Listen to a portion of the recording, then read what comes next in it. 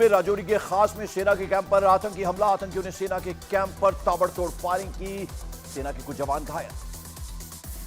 राजौरी के खास इलाके में सेना और पुलिस ने पूरे इलाके को घेरा, आतंकियों को खदेड़ने का अभियान जारी, दोनों तरफ से गोलीबारी।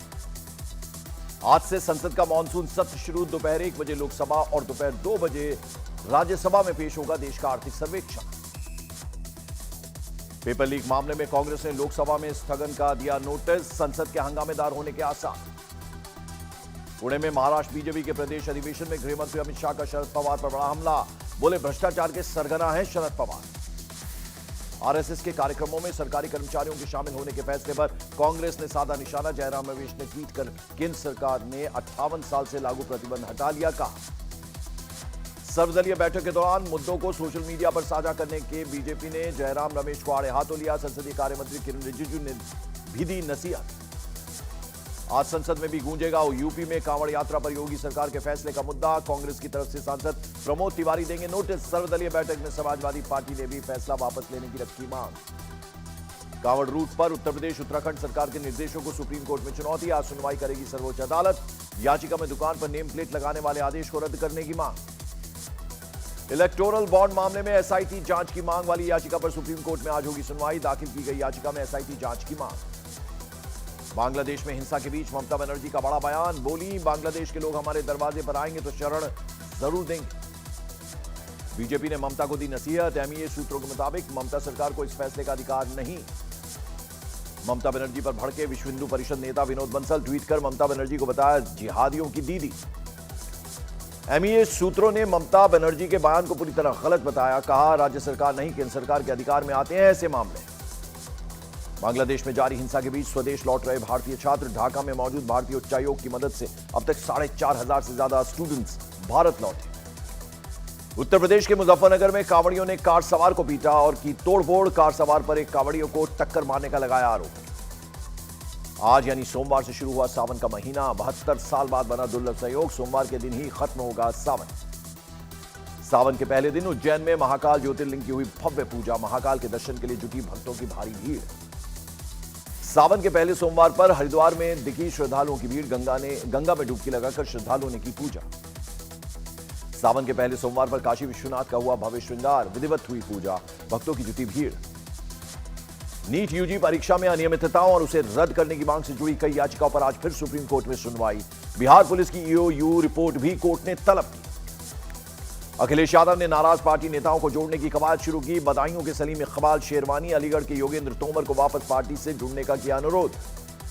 उत्तर प्रदेश के अमरोहा में सफाई कर्मचारियों पर गुंडागर्दी का आरोप। नगर पालिका के ईओ दफ्तर में तोड़फोड़ करने का भी आरोप। बरेली एडमिनिस्ट्रेशन ने आईएमसी के मुखिया मौलाना तौकीर रजा की सुरक्षा हटाई। मौलाना तौकीर को मिले थे 2 गनर।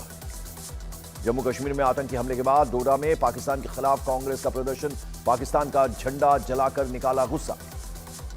उत्तर प्रदेश के फिरोजाबाद में अपहरण के 2 आरोपियों से मुठभेड़। जवाबी कार्रवाई में पुलिस की गोली से 2 बदमाश घायल। उत्तर प्रदेश के संभल में ट्रेन में आग की अफवाह से मची दहशत। रेलवे स्टेशन पर खड़ी थी ट्रेन। यूपी में दुकानों पर नेम प्लेट लगाने के आदेश की बाबा बागेश्वर ने की प्रशंसा, कहा सबका सत्य सामने आना चाहिए। मध्य प्रदेश के रीवा में निजी जमीन पर सड़क बनाने का विरोध कर रही 2 महिलाओं को जमीन में जिंदा गाड़ने की कोशिश। पुलिस ने एक आरोपी को गिरफ्तार किया। उत्तर प्रदेश के मैनपुरी में सीएम योगी आदित्यनाथ के आदेश पर अवैध कब्जे पर एक्शन। समाजवादी पार्टी के चेयरमैन के गेस्ट हाउस पर चला बुलडोजर। उत्तर प्रदेश के प्रतापगढ़ में अवैध प्लांटिंग पर गर्जा। प्रशासन का बुलडोजर। भूमाफियाओं के कब्जे से 25 बीघा जमीन मुक्त कराई गई। गुजरात में मानसून का तांडव। सूरत, राजकोट, द्वारका समेत कई जिलों में बाढ़, बारिश से बढ़ी मुश्किलें। गिर सोमनाथ में बाढ़ से 2 लोगों की मौत। गुजरात के सूरत में लगातार हो रही बारिश के पानी में डूब गया बाजार। दुकानों में भर गया पानी। कमर तक पानी में होकर गुजर रहे हैं लोग। नवी मुंबई के बेलापुर में पानी के तेज बहाव में फंसे 40 से 50 लोग। फायर ब्रिगेड टीम के साथ स्थानीय लोगों ने चलाया रेस्क्यू ऑपरेशन। गुजरात के अमरेली में भारी बारिश से बिगड़े हालात। शहर के कुछ इलाकों में सड़कों पर उफनती नदी जैसा मंजर। जूनागढ़ में गांवों में घुस गया बारिश का पानी। पानी भरने से बाजार पूरी तरह से ठप। उत्तराखंड के नैनीताल में जंगलों में घूमने गए 4 टूरिस्ट कोसी नदी के पानी में फंस गए। एसडीआरएफ ने किया रेस्क्यू। मौसम विभाग ने आज दिल्ली एनसीआर में बारिश की संभावना जताई। यूपी, महाराष्ट्र, गुजरात, राजस्थान, मध्य प्रदेश, तेलंगाना समेत देश के कई हिस्सों में बारिश से भारी बारिश का अलर्ट। पोरबंदर में खराब मौसम के बीच कोस्ट गार्ड ने चलाया रेस्क्यू ऑपरेशन। मालवाहक जहाज के क्रू मेंबर को किया रेस्क्यू। महाराष्ट्र के चंद्रपुर में पानी में डूबने से एक युवक की मौत। पानी में डूबे रास्ते को पार करने के दौरान बह गया था यह युवक। महाराष्ट्र के गढ़चिरौली में हुई भारी बारिश, कई इलाकों में बने बाढ़ जैसे हालात। पिथौरागढ़ में खतरे के निशान के ऊपर बह रही है काली नदी, कई इलाकों पर मंडराया बाढ़ का खतरा। केदारनाथ पैदल मार्ग पर बड़ा हादसा, बोल्डर की चपेट में आने से 3 श्रद्धालुओं की मौत, एक घायल। छत्तीसगढ़ के राजनंद गांव में बाढ़ से बिगड़े हालात, जिला अस्पताल में भर गया पानी। महाराष्ट्र के नागपुर में मूसलाधार बारिश की वजह से कई इलाकों में पानी भरा। एडमिनिस्ट्रेशन ने 100 से ज्यादा लोगों को बोट के जरिए रेस्क्यू किया। अमेरिका में दोबारा राष्ट्रपति चुनाव नहीं लड़ेंगे जो बाइडेन, कहा देश और पार्टी के हित में लिया फैसला।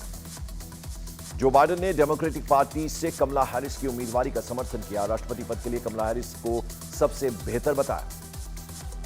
अमेरिकी राष्ट्रपति पद के लिए बाइडेन के समर्थन उपराष्ट्रपति कमला हैरिस ने जताया आभार, कहा नामांकन कर चुनाव जीतने का मेरा इरादा मजबूत।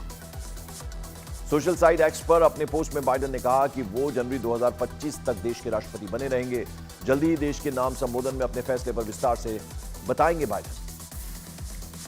पूर्व राष्ट्रपति बराक ओबामा ने जो बाइडेन की उम्मीदवारी पर उठाए थे सवाल। बाइडेन पर अगले कार्यकाल के लिए उम्मीदवारी छोड़ने का बनाया था दबाव।